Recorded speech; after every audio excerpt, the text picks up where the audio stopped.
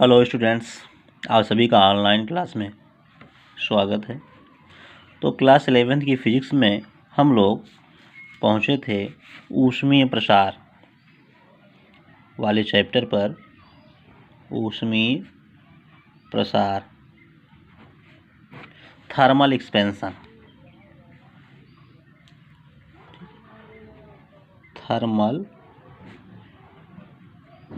Expansion.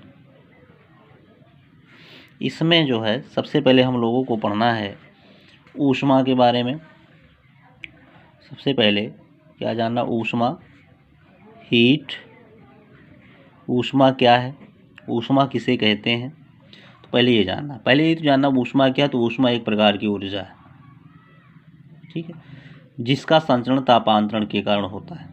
ऊष्मा क्या है, तो ऊष्मा एक प्रकार की ऊर्जा है जिसका संचरण तापांतरण के कारण होता है। या कह सकते हैं कि तापांतरण के कारण संचरित होने वाली ऊर्जा को ऊष्मा कहते हैं। डेफिनेशन क्या हो जाएगी कि तापांतर के कारण संचरित होने वाली ऊर्जा को हम क्या कहते हैं, ऊष्मा कहते हैं, ठीक है। और इसके बाद हम लोगों को जानना, ऊष्मा के बाद ताप के बारे में हम लोग को जानना है। ताप, जिसको हम लोग क्या कहेंगे, टेम्परेचर कहेंगे। टेम्परेचर, तो टेम्परेचर, ताप क्या है?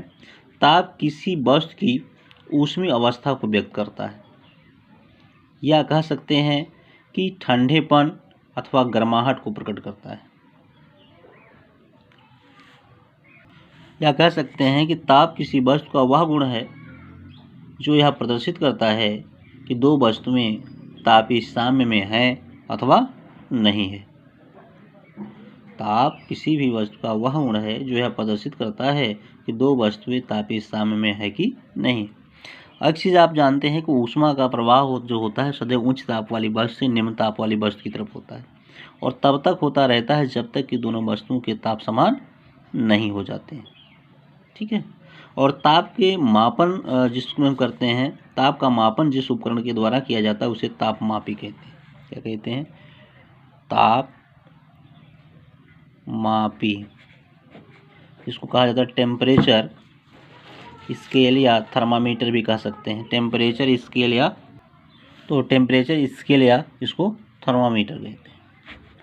तो ताप का मापन जिस उपकरण के द्वारा किया जाता है उसी को हम तापमापी या थर्मामीटर कहते हैं। तो अब इसमें देखिए कितने प्रकार के हम लोग को थर्मामीटर के बारे में जानना है। तो ताप मापन के जो पैमाने हैं, कुल मिलाकर के ये 5 प्रकार के पैमाने होते हैं। कितने प्रकार के? 5 प्रकार के होते हैं। देखिए पहला यहाँ पर हमने लिखा है सेल्सियस पैमाना। तो सेल्सियस पैमाना क्या होता है? सेल्सियस पैमाने का जो अधो बिंदु होता है वो 0 डिग्री सेल्सियस और जो ऊर्ध्व बिंदु होता है 100 डिग्री सेल्सियस होता है। और यह पैमाना कुल 100 बराबर भागों में बटा होता है।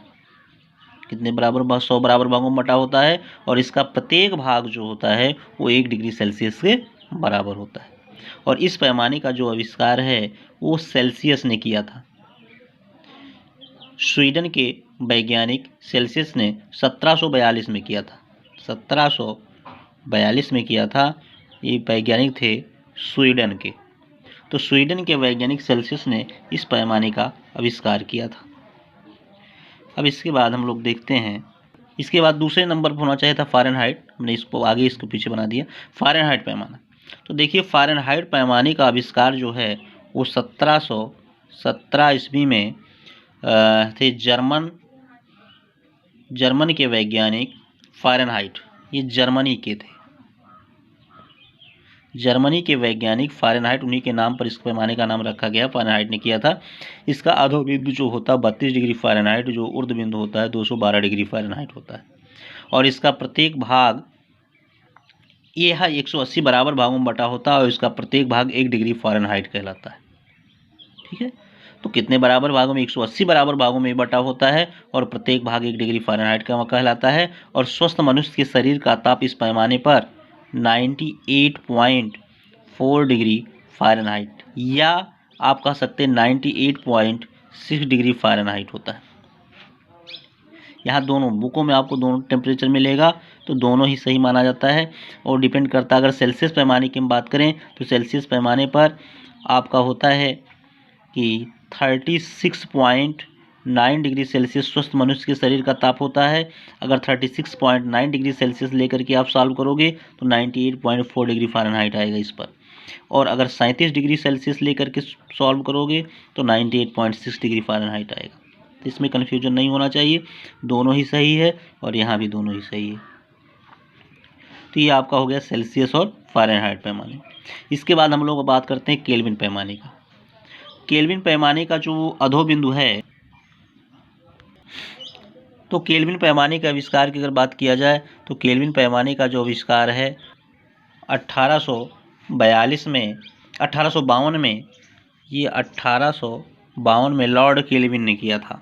इस पैमाने का आविष्कार जो है 1852 में लॉर्ड केल्विन ने किया था। इस पैमाने का जो अधोबिंदु होता है 273.15 केल्विन और ऊर्ध्वबिंदु जो होता है 373.15 केल्विन। यह पैमाना भी 100 बराबर भागों में बटा होता है और इसका प्रत्येक भाग 1 केल्विन के बराबर होता है। ध्यान दीजिए कि 273.15 करेक्ट तो ये है, इसी को लगभग 273 केल्विन लिखा जाता है और इसको 373 केल्विन लिखा जाता है।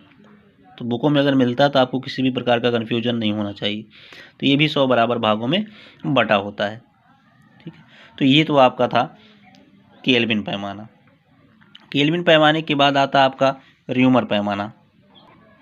तो र्यूमर पैमाने का भी आविष्कार जो है फ्रांस के वैज्ञानिक र्यूमर ने 1731 में किया था। फ्रांस के थे र्यूमर ने 1731 में किया था। इसका अधोबिंदु 0 डिग्री र्यूमर और ऊर्ध्वबिंदु जो होता है 80 डिग्री र्यूमर होता है। इसका प्रत्येक भाग 1 डिग्री र्यूमर के बराबर होता है और ये 80 बराबर भागों में क्या होता है, बटा होता है। इसके बाद एक रैंकिन पैमाना। रैंकिन पैमाना ये इसका अधोबिंदु जो होता है 292 रैंकिन होता है और जो ऊर्ध्वबिंदु होता है 472 रैंकिन होता है और इसका भी प्रत्येक भाग 180 बराबर भागों में बटा होता है। ये 180 बराबर भागों में बटा होता है और इसका प्रत्येक भाग 1 रैंकिन के बराबर होता है। तो इस प्रकार से हम लोगों ने 5 पैमानों के बारे में आज पढ़ा। एक सेल्सियस पैमाना, दूसरा आपका है केल्विन पैमाना, तीसरा आपका फ़ारेनहाइट पैमाना, चौथा आपका र्यूमर पैमाना और पांचवा आपका है रैंकिन पैमाना। सबके अधोबिंदु और ऊर्ध्वबिंदु दिए गए हैं।